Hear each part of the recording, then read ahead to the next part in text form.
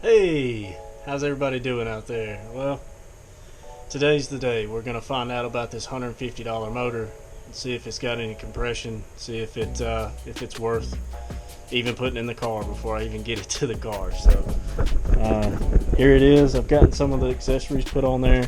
I still need to flush the system out because when I took the OEM water pump out from where it had been sitting for a couple of years, it had a lot of crud in there, so still got to flush the system out, but I'm going to wait until I can get it on my engine stand and really run some water through there, clean all this up, and do what I got to do to get it ready to put in the car. But before we do that, we've got to find out if the compression is good on this thing.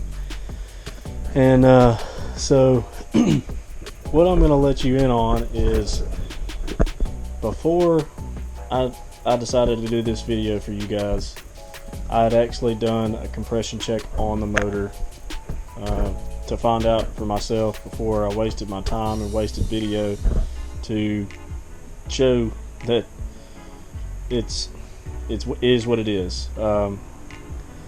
So I've already done a compression check on it. My first compression check was not good. The first compression check came back at like, I think 50 or 60 pounds,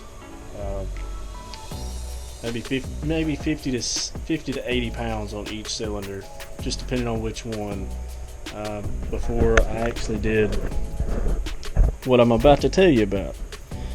And if you look down here on the ground, I don't know if you can see it or not, but if you look right there, that's a bunch of carbon buildup that was inside these cylinders. Now again, this motor sat for 2 years or so, something like that.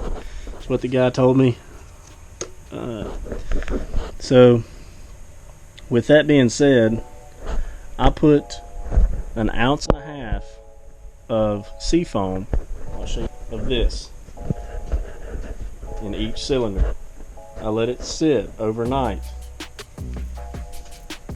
and then the next morning I came out, put a fresh battery on it, and started it up and let it push all that seafoam out. Same thing I did with the other motor to get one cylinder to come up. So right now we're going to go ahead and show you that I do have good compression. Now I haven't started it today. I haven't messed with it at all today. It was a couple days ago when I did the compression check, because I let this battery get charged up so I can do this again to video it. So I'm at zero psi right now, and this is on cylinder 1, 0 psi. And if you don't know how to do this outside of the car, all you'll need to do, if you have your transmission out, now if you don't have your transmission out, you're going to have to make you a bracket to put your starter in there. But put your transmission on there, put your starter on there, and leave your wire that you run to your mount, the mount that's behind the motor that's up on the firewall. Leave that wire on there. Run your negative from the negative on the battery. And once you've got that negative ran from the negative on the battery to a spot on the transmission or the starter frame, anywhere like that, run your positive from the positive on the battery to the positive connection where this wire comes out of on the starter. Now I'm going to try to get my flashlight real quick so I can show you this, where you've got to put this wire. When you go to start it, you're going to have to connect it or touch it right here on your starter. So I'm going to go ahead and do that for you now. I'm going to hit the starter and let the compression run. But first I'm going to sit you down somewhere because I'm using my GoPro, and I don't really have any good places to sit it. I don't have a you guys can see what's going on. 0 psi. I'm going to just sit it up here. Haven't started it in a couple days. Let's see what we got. Run it for about 10 strokes.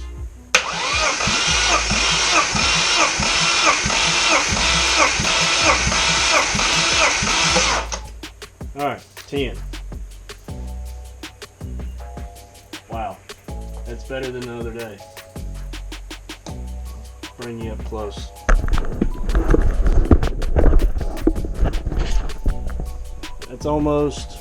That's about 190 roughly on cylinder 1. So we're good there. Just pull this out. Whatever. Every time that you pull this, pull your the end of the pressure gauge out, just take a rag or something, clean it off, and thread it into the next hole. Now on these M54s and M52 TUs, anything that's got longer holes to put the spark plugs in, I guess you could. Doing that, just always try to twist this hose up just a little bit to try to get it to that little gasket to seal off pretty good. Always try to get it, I don't know, a couple extra turns just to make sure. So let's do cylinder 2 now.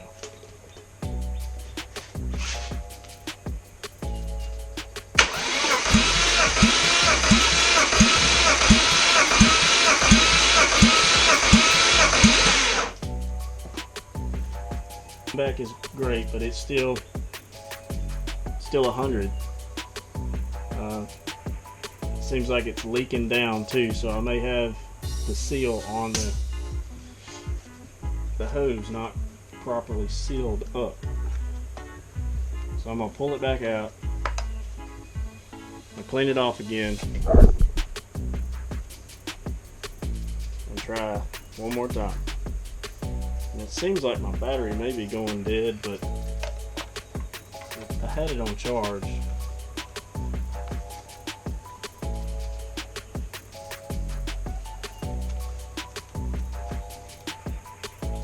Okay, maybe that's sealed off good.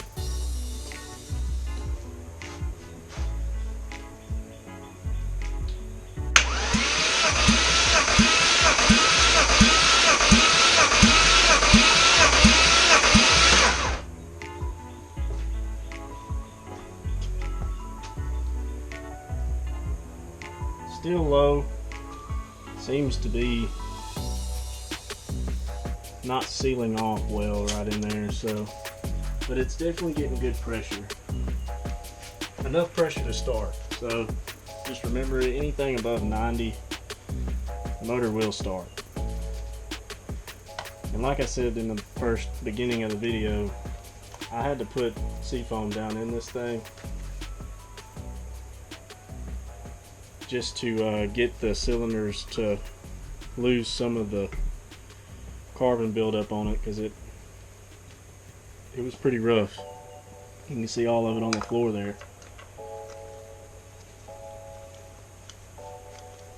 Let's go ahead and do cylinder 3. See where we stand on cylinder 3.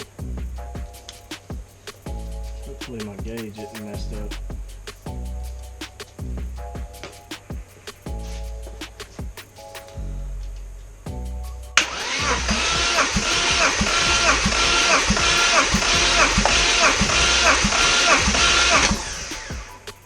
That one seemed to be a lot more strong.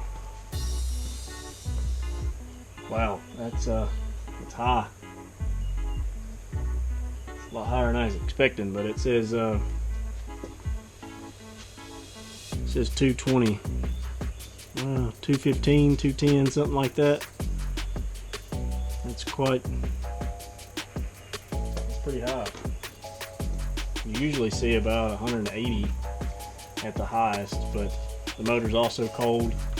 It got pretty cool last night, and it's still about 50 degrees or so today.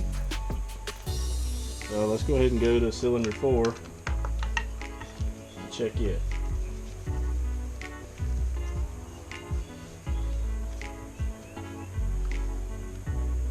made it this far in the video, do me a favor and just hit that like button, and just subscribe to my channel if you're finding anything that helps you out in your car builds or things that you do with your vehicles. That's what I'm here for, is just to help.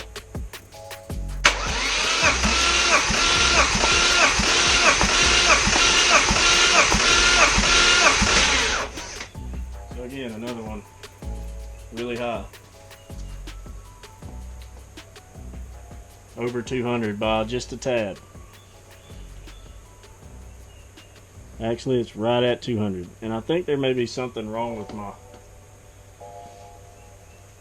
my gauge. Probably it's just one of those gauges off of Amazon, and I've used it quite a bit, so it's probably the seal's probably wore out or something, but I'm still getting good readings.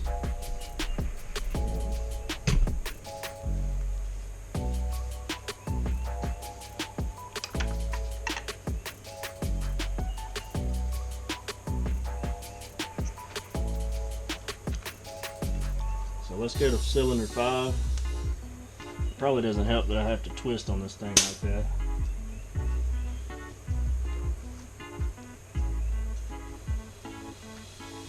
Check cylinder 5.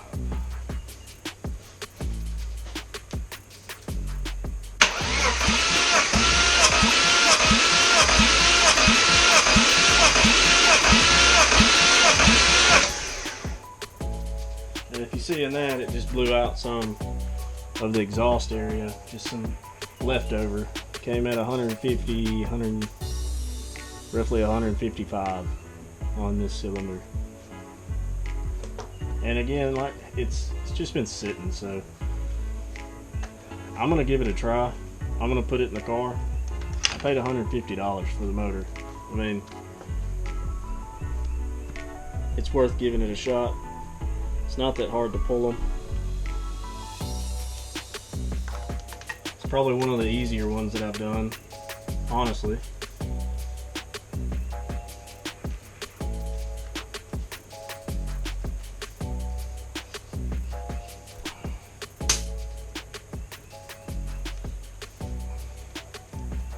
Cylinder 6.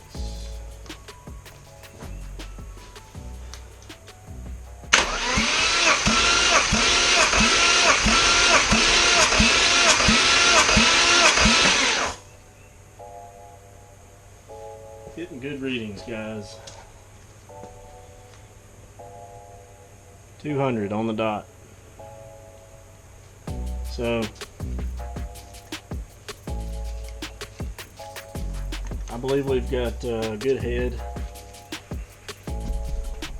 and I'm pretty sure I'm gonna do a pressure check on it once I've got the water pump and everything in there. A coolant check, coolant pressure check, and pretty much make this happen, because this $150 motor could get this car back on the road, and that's what the plan is. I was happy to find this motor, happy to find it as cheap as I did, jeez, because most of the time you're gonna spend about $800 on a motor, a good motor. That's one of these. So yeah, that's where we are with the build. Next couple videos you'll probably see parts that I'm going to be using in the car, replacing things that needed to be replaced, pulling this motor out, just seals and things like that. But I'll have a video up about all the different parts that we're going to be using in the car, just kind of going over each one. And that's where we stand, man. Y'all have a good day.